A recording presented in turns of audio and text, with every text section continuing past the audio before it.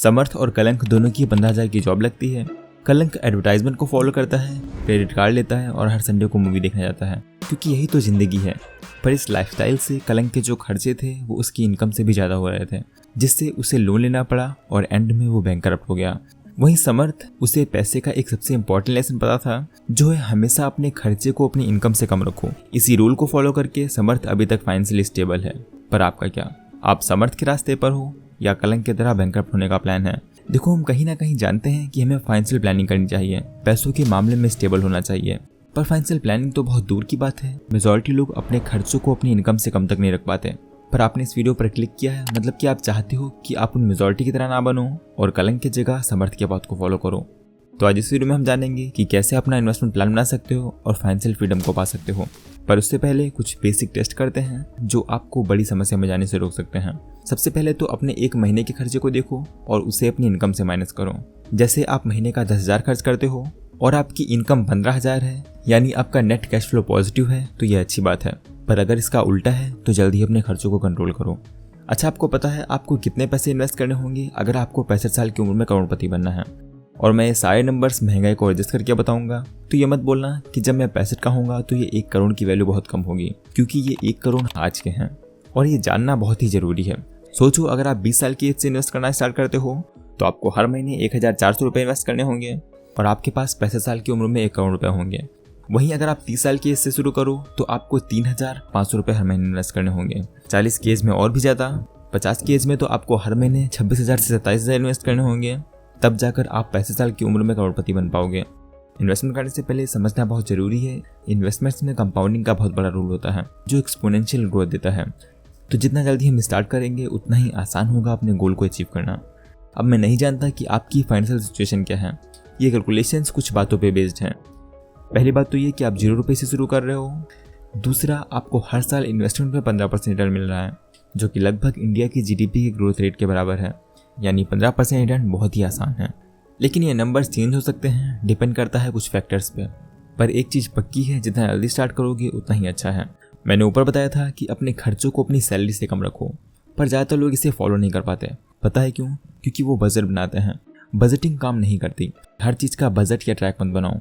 क्या लगता है आपको अमीर लोग हर चीज़ को एक्सेल सीट में लिखते हैं? नहीं, वो ऐसा नहीं करते। लेकिन उनका एक यूनिक तरीका होता है एक्सपेंसेस को मैनेज करने का। मतलब अपनी सैलरी डायरेक्ट अपने करंट अकाउंट में डिपॉजिट करवाओ और हर महीने ऑटोमेटिकली एक फिक्स्ड अमाउंट को सेविंग्स अकाउंट में एक्सपेंसेस के लिए अलग ट्रांसफ़र कर लो। सेविंग्स अकाउंट को टच मत करो, जो पार्ट एक्सपेंसेस के लिए निकाला है उसी से सारे खर्चे करो। इन्वेस्टमेंट करने से पहले एक बात जानना बहुत ज़रूरी है कि कैसे आप अपने इन्वेस्टमेंट को बढ़ा सकते हैं। जब बात होती है इनकम की, तो शायद जो आप सोच रहे हो वैसा नहीं होगा। एक रिसर्च बताती है कि 75% मिलेनियर मिडिल क्लास बैकग्राउंड से आते हैं। एक कॉमन बात जो इन सब मिलेनियर में होती है वो ये है कि इनके पास मल्टीपल इनकम स्ट्रीम होते हैं, ऑन एवरेज 3 से 7 तक। इसके 2 मेन बेनिफिट्स होते हैं जब आप मल्टीपल इनकम स्ट्रीम रखते हो। पहला, आप अपनी प्राइमरी जॉब पर डिपेंड नहीं होते हैं, क्योंकि अगर कल को आपका बॉस निकाल दे तो आप सेफ रहोगे। दूसरा फ़ायदा ये है कि आप अपनी कैश फ्लो को बूस्ट कर सकते हो। मान लो आपका मंथली खर्च 10,000 रुपये है, आप ट्राई कर सकते हो थोड़ा सेव करने के लिए, शायद आप 1,000 तक सेव कर लो। लेकिन हर चीज़ की एक लिमिट होती है। हर समय तो सिर्फ चावल खाकर या पानी पीकर गुजारा नहीं कर सकते। लेकिन अगर आप थोड़ा पैसे कमा लो, शायद एक्स्ट्रा 2,000 रुपये पर वीक, तो आपका कैश फ्लो काफ़ी इंप्रूव हो जाएगा। ज़्यादा पैसा कमाने के लिए आप ट्रेडिशनल तरीका अपना सकते हो, जैसे ओवर टाइम करना या ज़्यादा सैलरी मांगना, या फिर आप फुल टाइम जॉब के साथ साइड हसल कर सकते हो। ये हो सकता है यूट्यूब चैनल बनाना या कुछ और। साइड वर्क में थोड़ा एक्स्ट्रा आवर्स तो लगेंगे, लेकिन ये आपकी लाइफ को ट्रांसफॉर्म कर सकता है।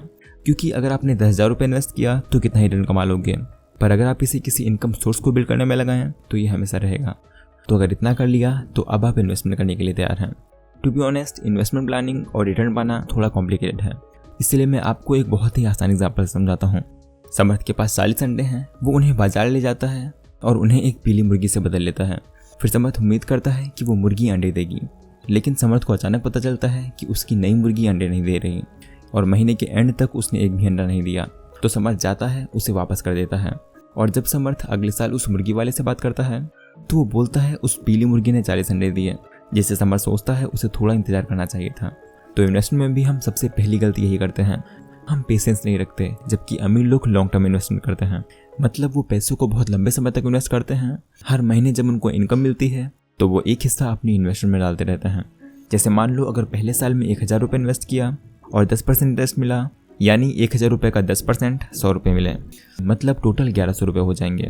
अब ये 1100 रुपये हैं जिस पर फिर से 10% इंटरेस्ट मिलेगा, तो 110 रुपये मिलेंगे, तो थर्ड ईयर तक टोटल 1210 रुपये हो जाएंगे।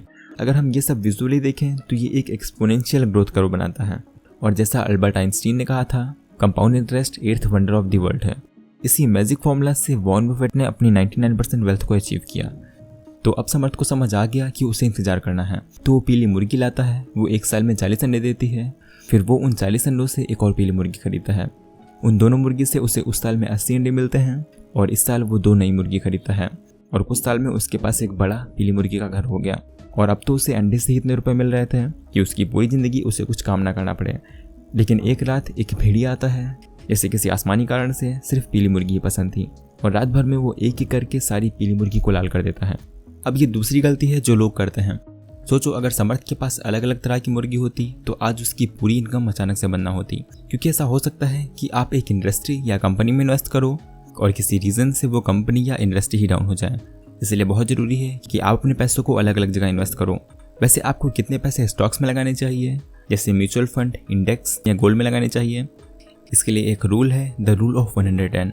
सबसे आसान तरीका इन्वेस्टमेंट प्लान बनाने का है 110 के रूल को फॉलो करना। ये रूल बताता है कि 110 से अपनी एज माइनस करो, जो आंसर आए वो परसेंटेज है जो आपको अपनी इन्वेस्टमेंट्स में शेयर्स में इन्वेस्ट करना चाहिए। मान लो आपकी एज 30 साल है, तो 110 से 30 माइनस करो और आपको 80% मिलेगा। इसका मतलब 80% आपकी इन्वेस्टमेंट्स को शेयर्स में डालना चाहिए। और शेयर्स में इन्वेस्ट करने के लिए आप ETF जैसे कि VT में इन्वेस्ट कर सकते हैं, जिससे आप 9600 कंपनीज में ग्लोबली इन्वेस्ट कर सकते हो। इस 80% में आप सिर्फ कुछ कंपनीज या कंट्रीज में इन्वेस्ट नहीं करते, बल्कि 9600 कंपनीज में ग्लोबली इन्वेस्ट करते हो। जैसे कि VT ETF में आप 9628 कंपनीज में इन्वेस्ट कर सकते हो। रीजंस की बात करें तो 10% इमर्जिंग मार्केट्स, 15.8% यूरोप, 10.7% पैसिफिक और 63.3% नॉर्थ अमेरिका। अगर हम कंट्रीज की डिटेल देखें तो 60% US, 6.1% Japan, 3.77% UK, 3.23% China, 2.68% Canada, और ये लिस्ट ऐसी चलती जाती है। ये सब इन्वेस्ट करने के लिए आप VT को खरीद सकते हो, या फिर अगर आपको ज़्यादा रिटर्न चाहिए तो अच्छे स्टॉक्स देखकर उसमें भी इन्वेस्ट कर सकते हैं। और हाँ, ये 110 का रूल बताता है कि जो परसेंटेज बचता है वो किसी सेफ जगह पर इन्वेस्ट करो, जैसे कि रियल एस्टेट, गोल्ड या म्यूचुअल फंड। तो अब तक समर्थ को समझ आ गया था कि सिर्फ एक जैसी मुर्गी खरीदना रिस्की है। तो अब तक समर्थ के पास अच्छी खासी सेविंग्स हो गई थी, तो अब वो कई तरह की मुर्गी लेता है, white, brown, yellow, red, pink. नहीं, पिंक नहीं। तो अब उसे अच्छा खासा प्रॉफिट हो रहा था और एक रात वही पीली मुर्गी खाने वाला भेड़िया आता है और पीली मुर्गी को खाना शुरू करता है। इसे देखकर समर्थ बहुत डर जाता है और सोचता है कि वो बाकी मुर्गी को बेच दे, इससे पहले भेड़िया सारी मुर्गी खाए।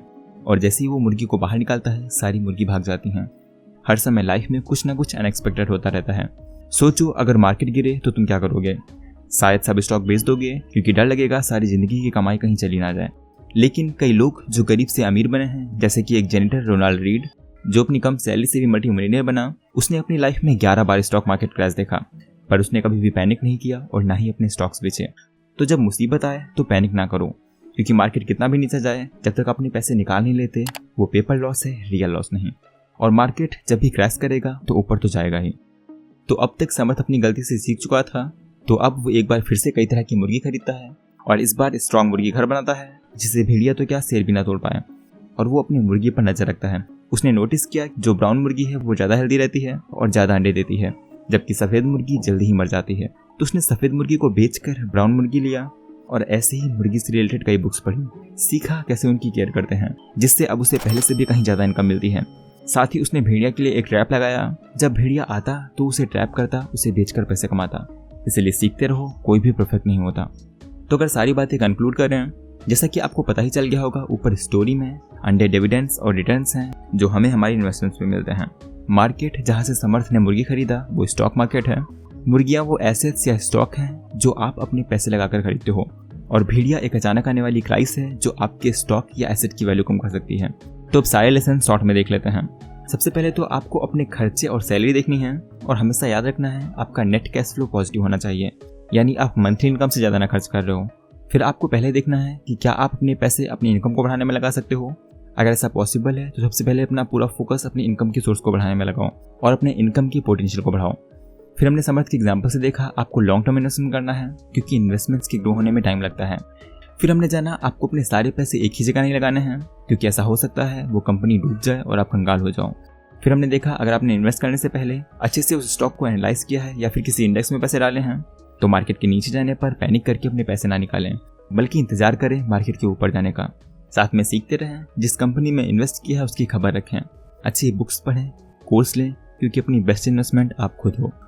तो उम्मीद है आपको वीडियो पसंद आई होगी। अगर ऐसा है तो चैनल को सब्सक्राइब करके बेल नोटिफिकेशन ऑन कर दें, जिससे आपको सारी वीडियो टाइम पर मिलें। तो आज के लिए बस इतना ही। Thanks for watching.